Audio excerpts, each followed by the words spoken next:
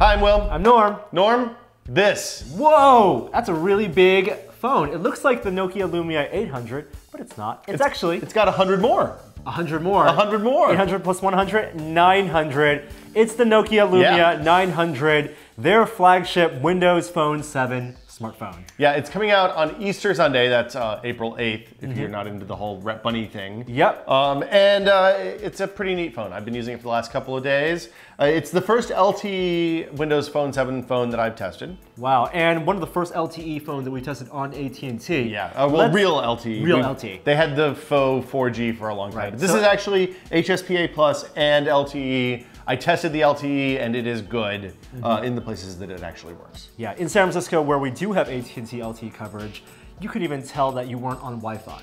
Yeah, so when I first sat down, when I grabbed this, went to my car and started testing it out, I was blown away. Speeds were really good. I was on an LTE signal. When it drops down to the HSPA Plus, which it labels 4G, exactly the same as is on your iPhone 4S, the fake 4G, it's more noticeably slower.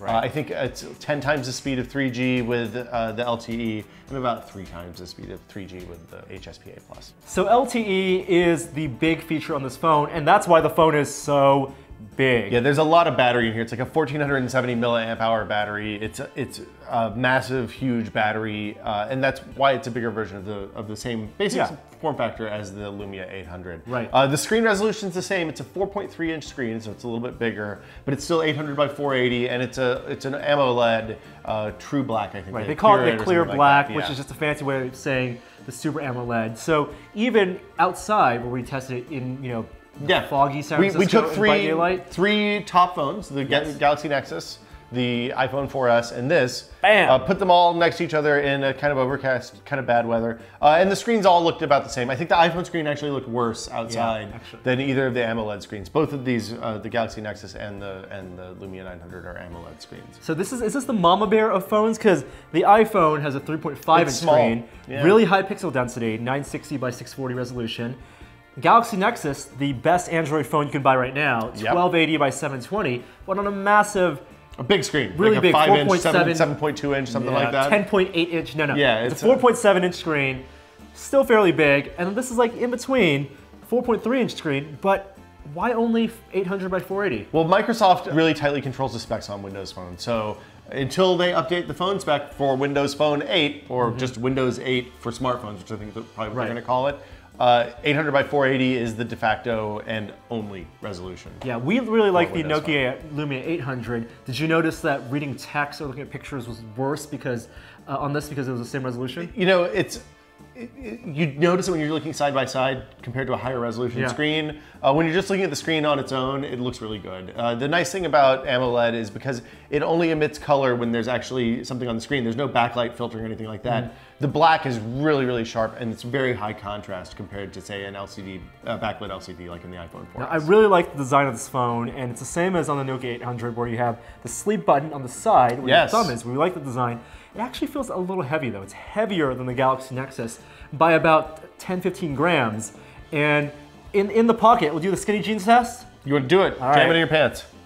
Back pocket first. Don't put your phone in your back pocket. That is a good way to destroy your phone. Front pocket. It fits. Push it all the way in. I have stuff in my pocket. There's an unsightly bulge. I didn't know you felt that way about me, Norm. I'd say it's still pocketable. It's very sturdy. It feels very, very solid. Yeah, one of the nice things that Nokia is always keen to point out is that the polycarbonate shell, plastic shell, is actually colored all the way through. So the plastic is this blue color. So even when you carry the phone around for a while, when you ding it up, it's still going to stay blue. It's not like you're going to chip the paint off. It's not going to look cheap like some of the Android phones we've tested. This blue is it's aqua blue. I like it. It will stand out in the crowd. I got this color because it's going to show up better on film. The other color options are a matte black, so it's the same kind of finish as the turquoise, and then also there's a shiny white version coming out. I think the 22nd of April. And that's not matte. So it's not matte. If you want the shiny, reflective white, wait until 26. It looks real Apple-y. Yeah.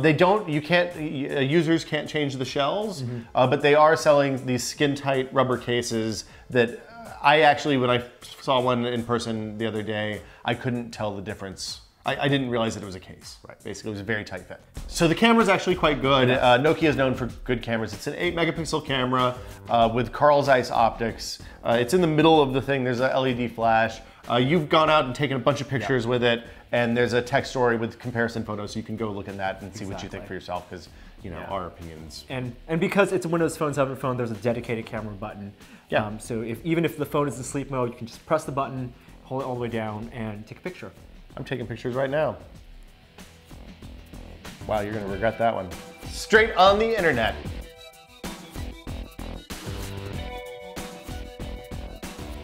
So there's 16 gigabytes of internal storage standard. Yes. And that's it. That's it. That's all the storage you're ever gonna get. Yep. It's not a user replaceable battery. It's a micro SIM slot. There's a 1.4 gigahertz Snapdragon processor on the inside, but really performance doesn't really matter. It's still smooth as like a Samsung Focus. Yeah, I mean, the thing about Windows Phone is because they've locked down the hardware relatively tightly, the specs matter much less than on other phones. Yeah. It felt a little bit faster in a couple of games. But main UI navigation and stuff like that feels exactly like every other Windows Phone I've used. So the Apple ecosystem. So someone might walk into an AT&T store and have the option of buying an iPhone 4 for $99 or the Lumia. Yeah, well, we didn't talk about price yet. The thing about this phone is Microsoft is really pushing, and Nokia are really pushing this at first-time smartphone buyers. They're selling it for 99 bucks. On contract. On contract with a data plan. So the normal data plans that you're familiar with from AT&T Android phones and iPhones applies. Yep. I think the $25 option or $20 option is the cheapest. There's a 250 megabyte option if you really want to get super cheap. Yeah. Not overages recommended. are very expensive for that plan. It seems like the $25 3 gigabyte thing is the sweet spot for that.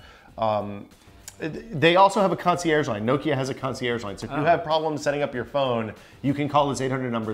It's in the box, and they'll show you how to import Facebook contacts and like sync your stuff over from your dumb phone and all that, so you don't lose your contacts, which I know a lot of people are really concerned about. And like the 800, you get a couple of built-in apps, the Nokia Drive app. There's some exclusives. There's an ESPN app that has video, and you can do things like pin your favorite sports or team to the home screen. I'm never going to use that.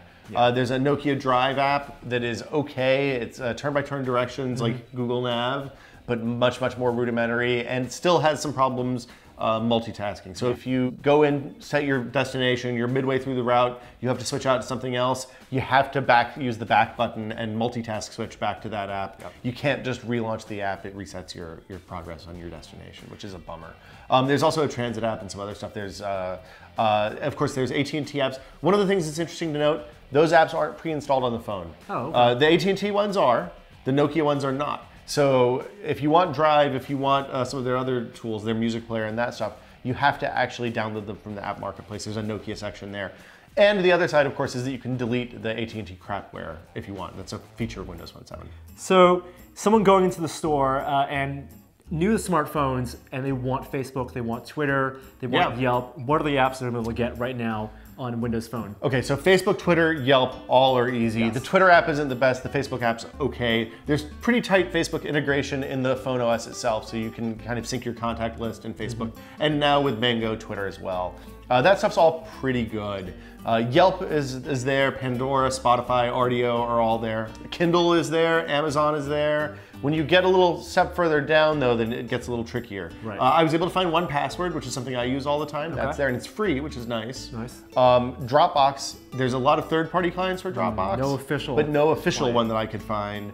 And then other things like, once you get further down that list to Instapaper and Flipboard and all that, lots of those are iOS specific and aren't actually available at all on this device. There was something else on your list that you listed as essential. I think Angry Birds? Angry Birds? Not essential for me, but I would assume essential for a lot of people. It's on this phone, it's on this phone. They have default Angry Birds. They do not have space Angry Birds on Windows Phone yet. Not yet. No Angry Birds. If that's for you. Yeah.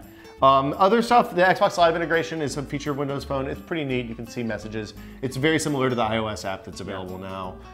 The Windows Phone version is a little bit more detailed and you can do some other stuff. And of course, you can get games that you can get achievement points for on Windows Phone if you buy the specific Xbox compatible apps. All told, it's a very nice phone. It's very late in the Windows Phone 7 cycle. It's almost so late that we could smell Windows 8 phone on the horizon. Yeah, I mean... And we don't know if this will be an upgrade to Windows Phone 8. I asked. Nokia doesn't know. They have no idea whatsoever about what Microsoft's going to do for next generation and how these previous generation phones are going to hold over.